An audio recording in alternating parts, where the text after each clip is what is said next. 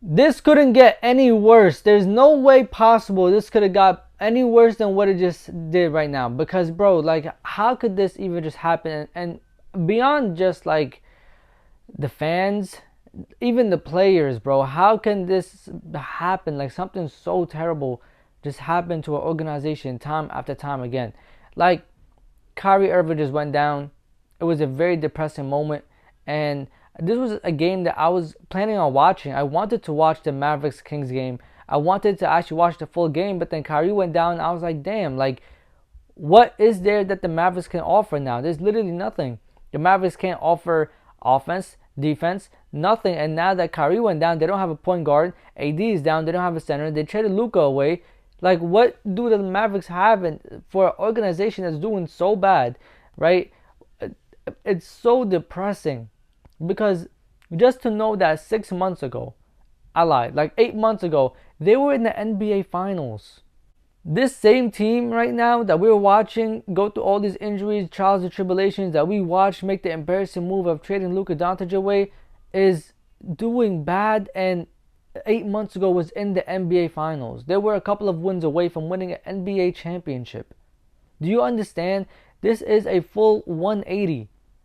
And for a general manager and a front office to say that they're playing and focusing on winning now, and then you lose Kyrie, you trade for Anthony Davis, who's injury prone, probably the most injury prone player in the league besides Joel Embiid, and you trade for him, and then he goes down in the first game. I think it was like the third quarter or second quarter. He goes down. And bro, like, how could you possibly tell me that you are focusing on now, want to win now? You trade your best player, right, for an injury prone guy. You have no other guard because Kyrie just went down. And all your centers went down. Everybody went down. Your season is doing so bad. There has to be something that went on behind the scenes. There has to be something that happened because this Mavericks team this year is not normal. And for Kyrie Irving to go down, mind you, he has 7-1-1. By the time he went down, 2 of those are free throws just in case he came back. And in the beginning, when you saw it, you knew it was bad. You knew that injury was terrible.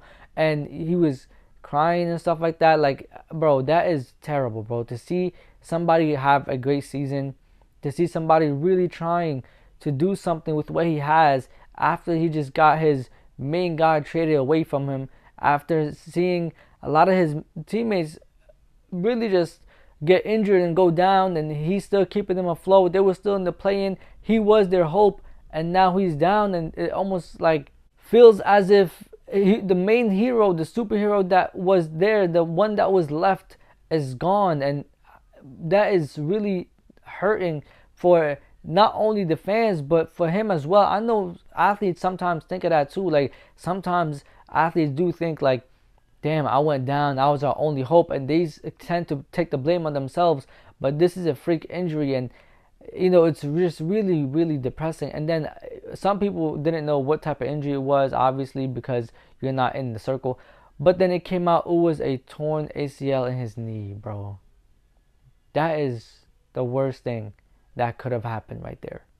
A torn ACL. It's over for the whole year.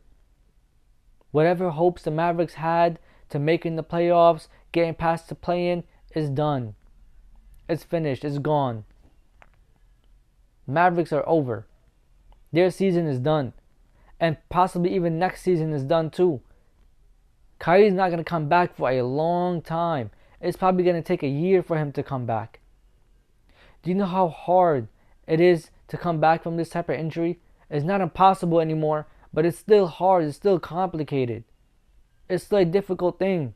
Especially for somebody like Kyrie, who depends on his like creativity and athleticism, finishing at the basket and stuff like that. Obviously, he's not like a dunker, but his creative 360 layups, his all these crazy things that he does do take some type of athleticism, and that it can come back to affect him. Mind you, it's Kyrie Irving. I'm pretty sure he's gonna find a way, but he's also getting older, right? And this is a big injury that just happened, and then you consider the fact that he's not gonna be on the court until probably next year around this time.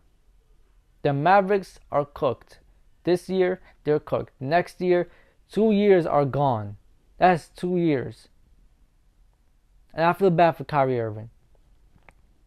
If anybody in the league was going to go down like this, I would not have wanted Kyrie Irving. I wouldn't have wanted anybody, to be honest. But if you had to choose one, I would not have picked Kyrie.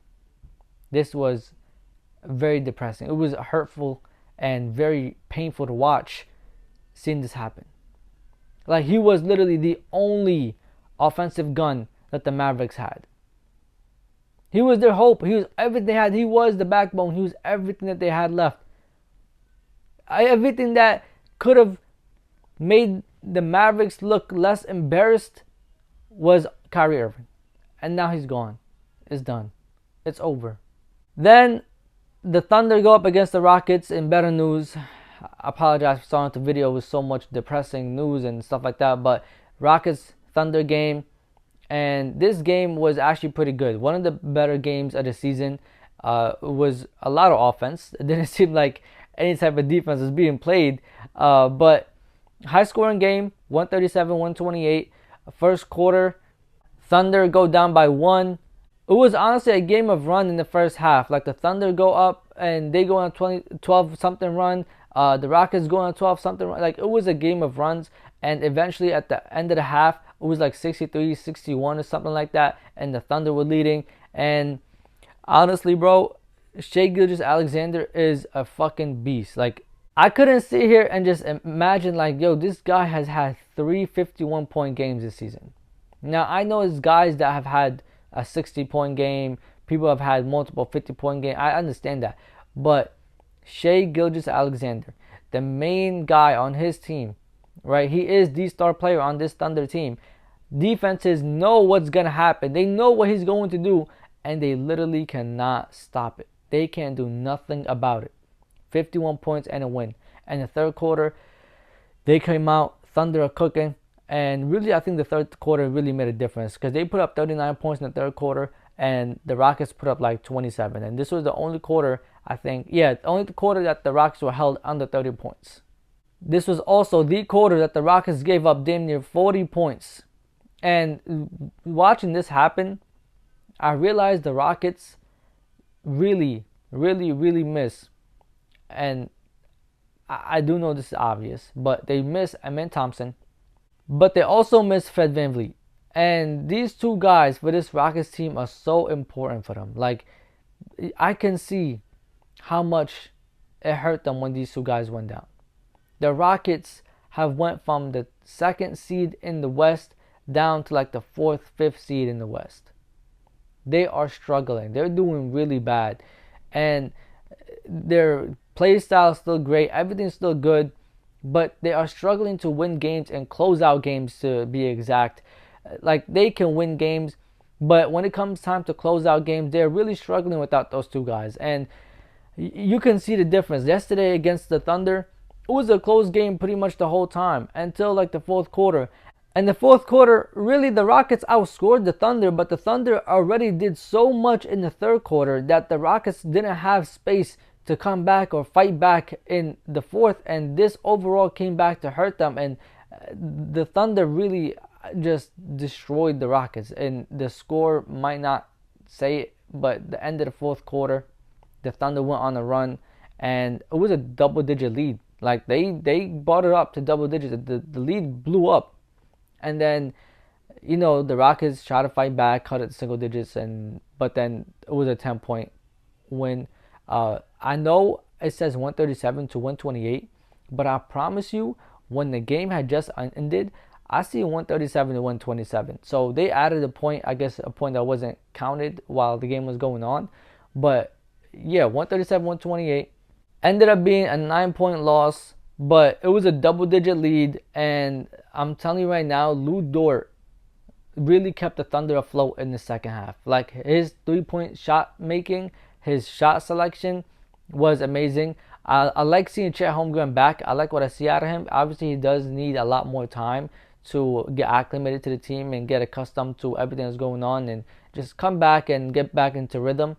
But I like what I see out of him on the court. I like the combination of him and Isaiah Hardenstein. I like seeing the way Shea utilizes all his pieces around him. It was so scary to see Jay Williams go down. I was like, God damn, bro. He hurt his, I think it was his wrist, and he went to the locker room. I was like, damn, bro. Don't tell me that the Thunder are about to lose a key guy right now. But he came back, and overall, they finished the game. They did really good. The Thunder are a really, really, really good team. The only thing that might hurt them in the playoffs is inexperience. But in terms of closing out games, in terms of talent, in terms of matchups, in terms of all that extra stuff, they are the best team in the West. But the only thing that might come back and hurt them is experience. But anyways, thank you so much for coming out to the locker room. Like, comment, subscribe, and share this with Safety.